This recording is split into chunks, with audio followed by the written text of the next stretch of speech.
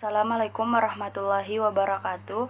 Perkenalkan, nama saya Astri NDCI dengan NIM 4424200019. Di video kali ini saya akan menjelaskan tentang mengidentifikasi senyawa saponin ekstra daun jeruk nipis Citrus aurantiviola S, di mana dengan menggunakan kromatografi lapis tipis.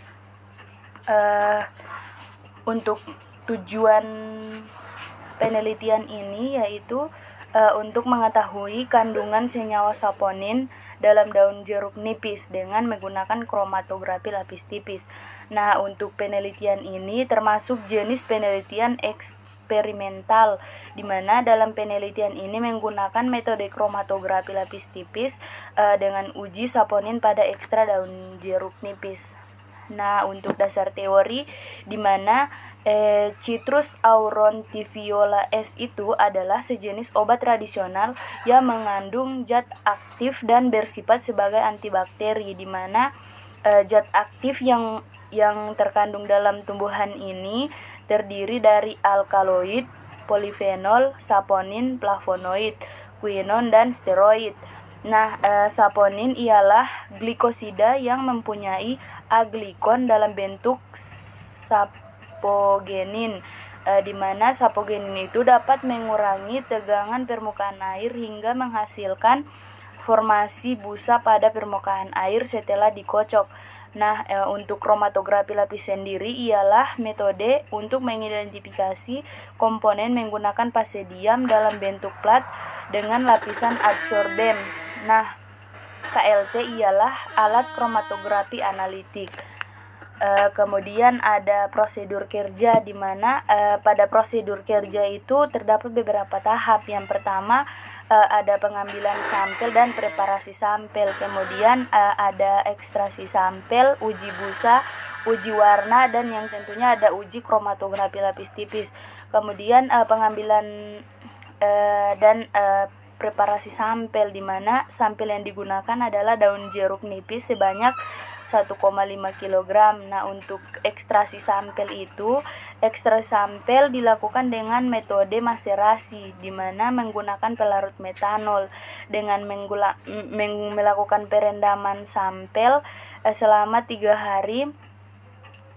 Sesekali diaduk dengan batang pengaduk, kemudian hasil ekstraksi itu disaring untuk mendapatkan filtrat 1, lalu diekstraksi dengan pelarut metanol 400 ml dan dibiarkan selama 2 hari. Sesekali diaduk menggunakan batang pengaduk sehingga mendapatkan filtrat 2. Nah, untuk filtrat 2 dan filtrat 1 itu dicampur dengan kemudian diuapkan dengan rotary evaporator sampai diperoleh ekstra kental.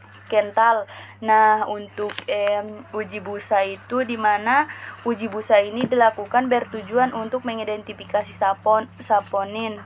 Apabila busa tidak hilang, berarti sampel dan daun jeruk itu mengandung saponin.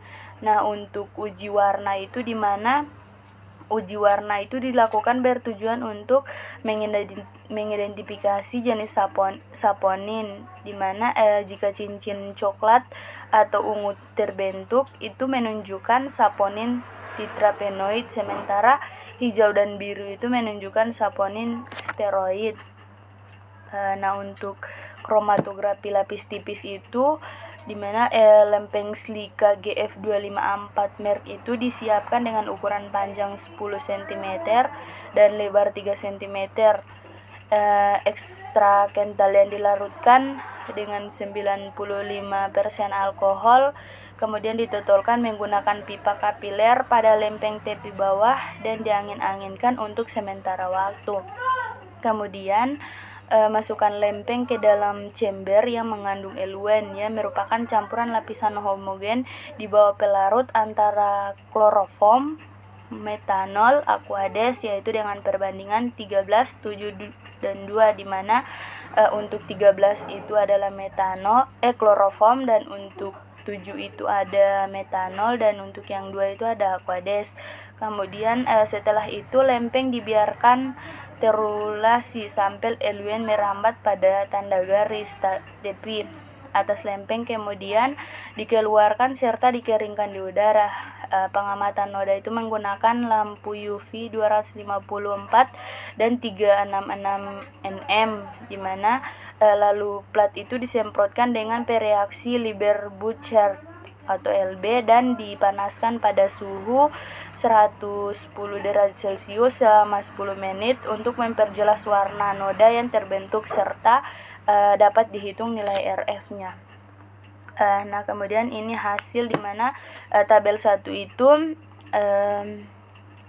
untuk hasilnya itu uji busa dan uji warna, di mana hasil pengamatan itu terbentuk busa atau di mana sampel jeruk nipis itu positif mengandung saponin, dan untuk uji warna itu berwarna hijau, dan berarti daun jeruk nipis itu positif mengandung saponin. Kemudian ada hasil uji KLT atau kromatografi lapis tipis menggunakan kloroform, metanol, dan Aquades, di mana gambar yang pertama itu plat KLT GF254 MERS itu belum menyemprotkan pereaksi LB dan belum diterangi dalam lampu UV 254 nm dan 3566.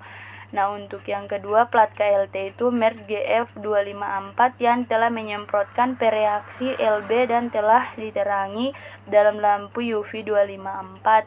Yang C itu plat KLT merek GF254 yang telah menyemprotkan pereaksi LB dan telah diterangi pada lampu UV 366 nm. Nah, untuk yang bagian D itu plat KLT merek GF254 yang telah menyemprotkan pereaksi LB dan telah diterangi dalam lampu UV 254 dan 366 nm. Nah, untuk pembahasan di mana penelitian ini bertujuan untuk mengetahui kandungan senyawa saponin dalam daun jeruk nipis menggunakan kromatografi lapis tipis. Nah, untuk pelarut yang digunakan itu metanol. Kenapa? Karena pelarut metanol itu sifatnya kutubnya dan senyawa saponin yang merupakan senyawa aktif polar, sehingga hasil ekstraksi yang diperoleh lebih banyak, sebab semakin halus sampel yang akan diekstraksi maka semakin mudah pelarut masuk ke sel untuk menarik zat-zat aktif. Nah, untuk dalam uji busa diperoleh busa yang stabil. Kemampuan saponin sebagai agen pembusa alami tidak terlepas dari gugus hidrofilik dan gugus hidrofobik yang dimiliki. Kombinasi penyusun saponin itu berupa fragmen saponin nonpolar dan rantai panjang polar yang larut dalam air. Sedangkan uji warna itu diperoleh warna hijau menunjukkan bahwa positif mengandung saponin steroid. Nah, untuk pencahayaan UV berdasarkan prinsip yang panjang gelombang pendek atau 254 nm, plat memberikan fluoresensi, sementara tampaknya warna gelap yang muncul sebab interaksi antara sinar UV dan indikator fluoresensi yang terkandung pada plat KLT. Sementara panjang gelombang 366 itu memberikan kondisi yang berlawanan ketika menyediakan fluoresensi dan plat berwarna gelap. Nah, noda yang tampak meningkat sebab kekuatan interaksi antara sinar UV dan kelompok. Nah, untuk lampu UV yang dipilih yaitu 254 dan 366 sebab kapasitas reaksi memiliki sifat oksidator yang merusak sampel kromaktif disebabkan oleh berubahnya panjang gelombang ke arah yang lebih lama agar noda terlihat oleh mata.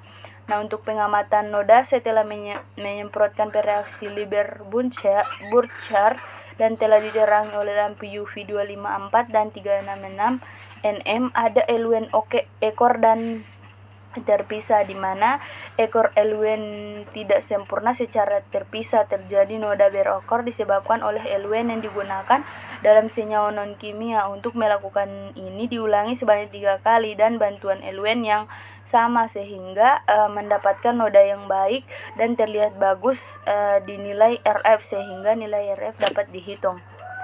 Nah, pada plat Glyca-Slika GF254 ialah plat yang menghasilkan fluoresensi pada panjang gelombang 254 nm disebabkan oleh kelompok kromafor di noda.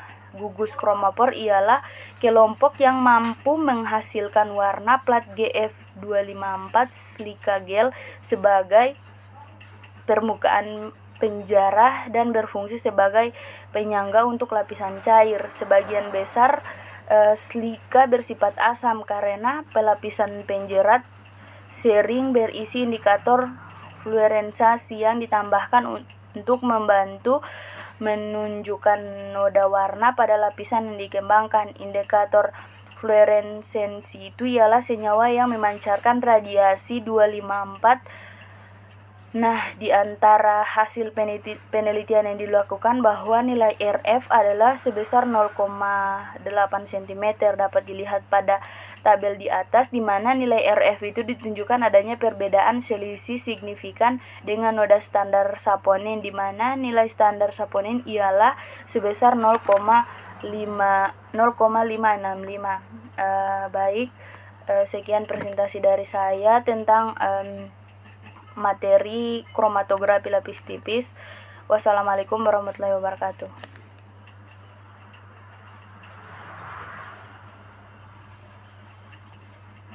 Gimana baru bagaimana simpan nanti potong juga.